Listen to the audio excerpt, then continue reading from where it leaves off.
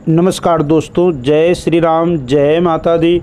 तो आज का विषय श्राद्ध कब से शुरू हैं और श्राद्ध कब समाप्त है। तो आपको बता दें कि ये श्राद्ध जो है श्राद्ध पक्ष पितरों के लिए होता है। पितृदेवों को प्रसन्न करने का जैसे एक वर्ष में 15 दिन का जो ये समय है ये पितरों के लिए ही होता है। इसमें कोई भी शुभ काम वर्जित होते हैं, कोई भी शुभ काम नया नहीं शुरू किया जाता है।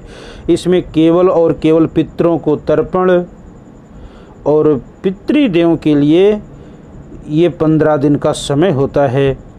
तो इस श्राद्ध इस बार पूर्णिमा का जो श्राद्ध है वो 20 सितंबर दिन सोमवार को शुरू होगा।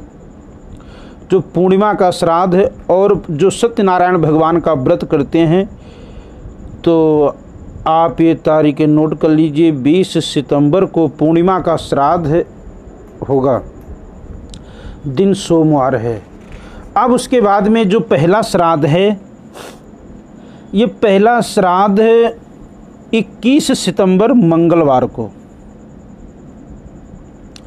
और उसके बाद में दूसरा श्राद्ध 22 सितंबर को है। अब दूसरा श्राद्ध का तिथियां बढ़ी हुई हैं, लेकिन जो 23 तारीख को ये तीसरा श्राद्ध पड़ेगा। अब महालक्ष्मी व्रत, तो महालक्ष्मी का जो व्रत है ये 28 सितंबर को, वैसे सारा दिन सप्तमी रहेगा लेकिन ये चंद्र उदय व्यापिनी देखा जाता है, तो इसलिए महालक्ष्मी का व्रत जो है जिसे सगड़ा भी बोलते हैं तो ये 28 तारीख को होगा। लेकिन 8वां जो श्राद्ध है वो श्राद्ध है बुधवार 29 सितंबर को पड़ेगा। अब उसके बाद में श्राद्धों में जो पड़ने वाली एकादशी है वो 2 अक्टूबर दिन शनिवार को है एकादशी, जिसे इंदिरा एकादशी कहते हैं। तो पितरों के लिए ये व्रत बहुत ही श्रेष्ठ होता है। तो इंदिरा एकादशी 2 अक्टूबर शनिवार को है। उसके बाद में सर्व पितृ श्राद्ध पितृ विसर्जन, जैसे जो तिथियां नहीं पता होता है या प्राणी की जब मृत्यु हुई है तो उसका पता नहीं कि कौन सी तिथि में प्राणी की मृत्यु हुई है, तो सभी पितरों का जो श्राद्ध है वो 6 अक्टूबर बुधवार को होगा, सर्व पितृ श्राद्ध। और इसी दिन पितरों को विसर्जन भी किया जाता है। तो ये 15 दिन का जो दिन है ये केवल और केवल पितृदेवों के निमित्त ही है। तो आप हो सके तो डेली प्रतिदिन तर्पण करें। पितृ तर्पण, सबसे पहले देव तर्पण, फिर ऋषि तर्पण और उसके बाद में पितृ तर्पण। तो देव तर्पण जो है वो पूरब के तरफ मुख करके किया जाता है और ऋषि तर्पण भी पूरब के तरफ मुख करके किया जाता है, और जो पितृ तर्पण है ये दक्षिण के तरफ मुख करके किया जाता है।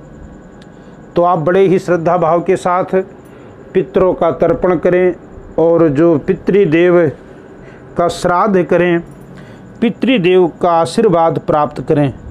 ये बहुत ही शुभ समय होता है। कहते हैं देवता अगर नाराज़ हो जाएं तो उन्हें मनाना आसान है, लेकिन पितृ अगर नाराज़ हो गए तो पितृ को मनाना बहुत मुश्किल है। तो पितृदेव को आप प्रसन्न कीजिए, पितरों का भी आशीर्वाद जीवन में बहुत ज़रूरी है। तो श्राद्ध का नाम ही श्रद्धा से ही होता है।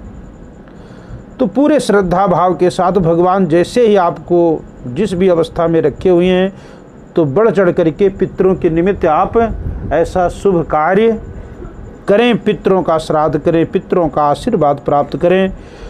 तो उसके बाद में 7 अक्टूबर को नवरात्र प्रारंभ हो रहे हैं। जैसे ही पितरों का समय समाप्त होता है, पितृदेवों का विसर्जन होता है, उसके दूसरे दिन नवरात्र प्रारंभ हो जाएगा। तो अगर आप हमारे चैनल पर नए हैं तो चैनल को हमारे सब्सक्राइब कीजिए, लाइक कीजिए और ज़्यादा से ज़्यादा शेयर करें कि ये जानकारी सभी तक पहुँचे। जय श्री राम, जय माता दी।